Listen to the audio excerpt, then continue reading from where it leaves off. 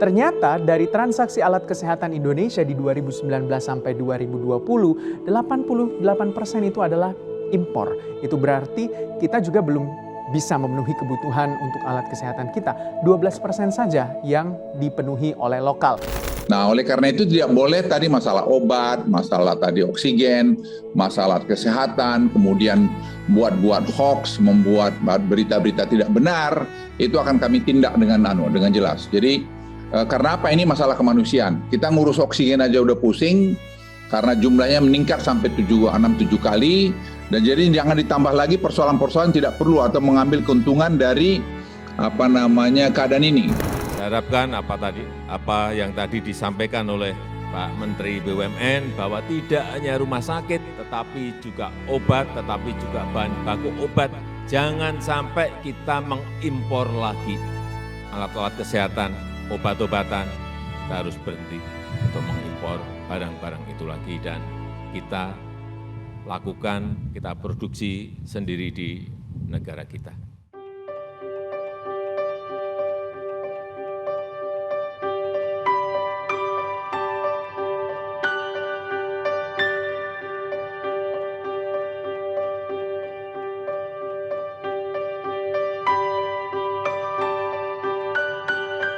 Apa kabar pelaku usaha alat kesehatan dan alat lab di Indonesia?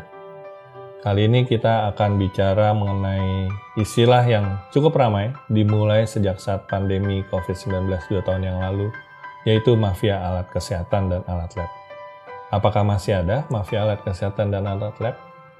Seperti kita ketahui bersama, sejak 2 tahun yang lalu, sejak pandemi COVID-19 dimulai, banyak sekali perubahan yang terjadi dalam tata kelola alat kesehatan dan alat lab.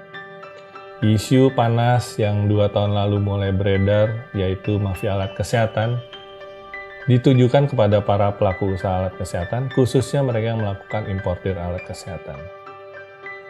Bagi Gakers Lab Indonesia, jelas yang disebut mafia alat kesehatan adalah mereka yang bermain di luar sistem tata aturan yang ada. Karena pada hakikatnya, usaha alat kesehatan adalah regulated business atau bisnis yang terregulasi. Atau juga mereka yang melakukan aktivitas dengan melanggar sistem yang ada. Tata aturan yang ada dilabrak. Dan yang terakhir adalah mereka yang justru memanfaatkan sistem-sistem yang ada untuk kepentingan pribadi atau kelompok sendiri. Pertanyaannya adalah, bagaimana dengan sekarang? Apakah juga ada mafia alat kesehatan untuk produk-produk dalam alat kesehatan, alat lab dalam negeri? Seperti kita ketahui, beberapa waktu yang lalu, Presiden Jokowi dalam program afirmasi dukungan produk dalam negeri marah karena rupanya penyerapan anggaran untuk produk dalam negeri masih sedikit, masih rendah. Pertanyaannya, apakah masih ada mafia? Nah, jangan-jangan mafia masih ada dan bahkan bertransformasi. Bertransformasi termasuk juga untuk mafia produk-produk alat kesehatan dalam negeri. Mereka bahkan melakukan framing dan playing victim dengan melabeli orang lain yang sebagai produsen asli disebut sebagai produsen abal-abal. Ataupun juga melabeli orang-orang yang selalu melakukan import-import kronis. Ya, itu adalah mereka-mereka yang mengatakan mafia. Atau juga bahkan bisa jadi saat ini terjadi tendensi untuk melakukan kunci spesifikasi bahkan dari produk dalam negeri. Dari sisi produsen sudah dikunci speknya untuk membuat produksi alat kesehatan tertentu. Atau juga jangan-jangan ada persyaratan-persyaratan khusus atau tambahan di luar persyaratan-persyaratan untuk mendapatkan nomor izin edar. Padahal sudah jelas nomor izin edar itu adalah dilindungi oleh Undang-Undang Kesehatan sebagai satu penanda untuk kualitas, keamanan, kinerja suatu alat kesehatan. Jadi buat apa ada penambahan persyaratan-persyaratan khusus untuk suatu pengadaan?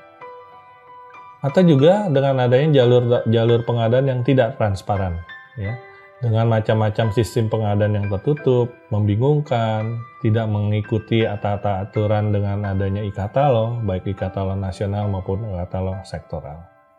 Pada hemat kami, mafia hanya akan lenyap bila ada komunitas yang terus-menerus memerangi mafia alat kesehatan alat lab ini dengan bersuara, membongkar praktek-praktek yang tidak beretika, tentu dengan cara yang beretika, atau asosiasi-asosiasi yang memiliki kode etik, dan asosiasi yang membentuk dirinya menjadi profesional berintegritas.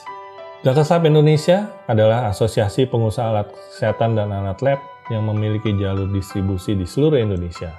Tentunya siap mengawal jalur distribusi penyebaran alat kesehatan alat lab dalam negeri. Anggota kami saat ini tersebar di seluruh Indonesia dengan ada kepengurusan di 21 provinsi per hari ini. Penguatan dan pendayagunaan distributor di seluruh daerah Indonesia sangat penting untuk mengawal kemandirian alat kesehatan dalam negeri dari serangan mafia alat kesehatan yang justru berpotensi mematikan industri alat kesehatan dalam negeri.